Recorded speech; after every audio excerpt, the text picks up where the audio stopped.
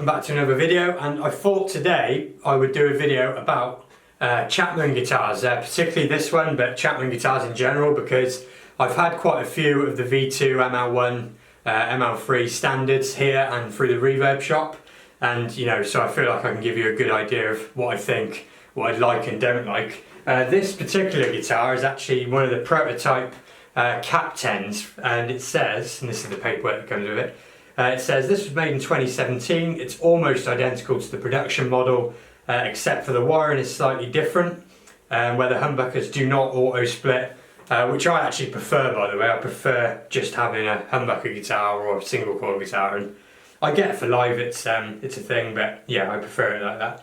And the other main difference is that it's signed by Lee himself, and if anyone's wondering, that I've seen quite a few of Lee's signatures on guitars, and that's how he often does it. Don't know if the camera's focusing in on that.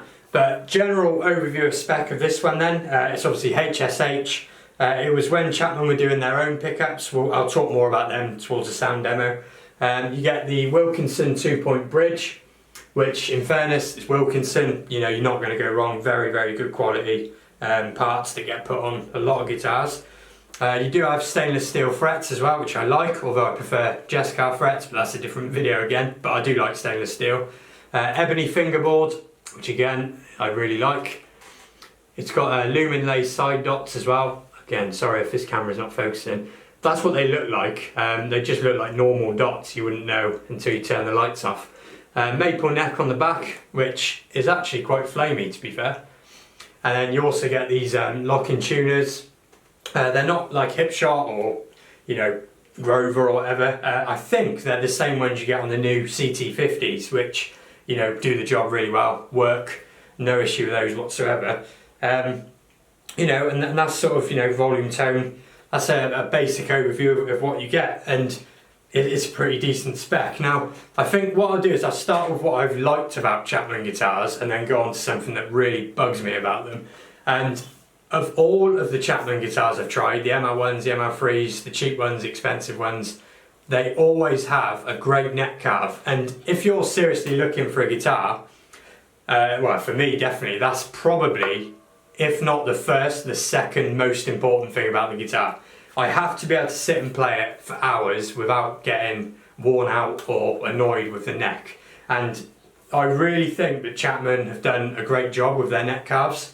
It seems they've actually kind of made an effort to get that right. And from there you can pretty much change things quite easy, but if the neck's wrong, not so much. And just generally speaking across all of them, I've liked the design of them, apart from one thing which I'll say in a minute. I've never had an issue with the QC. The only thing that has sometimes been an issue is the nuts. They're often quite high and maybe not quite cut right. I mean, that's not really a Chapman thing. That's, you get that on PRS, SEs. I've had it on loads of guitars, but I've definitely had it from Chapman as well.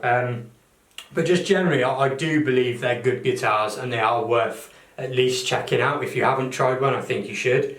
Now, the one thing that really, really bugs me about Chapman's, particularly the ML1s, is where the pickup selector switch usually is. And I'll just put some pictures up so I can tell you what I mean. On this one, it's in the right place. It's in a similar place to where it would be, on a normal Strat. But on a lot of them, they're somewhere like down here. And it's utterly the wrong place. And if anyone watches Dave Simpson's channel, they would have seen that on his, he actually took the time to get someone to reroute the guitar and cut in the new switch, in a different place. And I really think if anyone at Chapman is watching, or if anyone's been doing that survey, tell them to move the switch, because it just doesn't make sense where it is now. And because they insist on using the reverse headstock, which I would prefer it the other way around, but actually it's part of the sort of Chapman sound even now.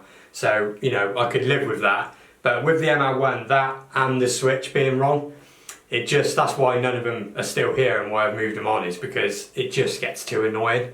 And I really wish they would sort that out. But that's really my only gripe with them. The ML3s I've really liked, they've been really good. What we'll do now then is go through some sounds on this guitar, because I do think that the bridge pickup is a weak point on this guitar. particularly in the driven sounds. It's too different. I'm hoping that will come across, but it's not really relevant to sort of the review really, because I know Chapman are now they've gone back to using sort of Seymour Duncans and stuff like that in their more premium guitars. One last thing, I suppose, I don't know if they still come with hard cases, but the Chapman hard case is pretty good as well. I've definitely seen worse of those. So let me know what you think of Chapman or this guitar or any of the other Chapman guitars, and I will see you in the next video.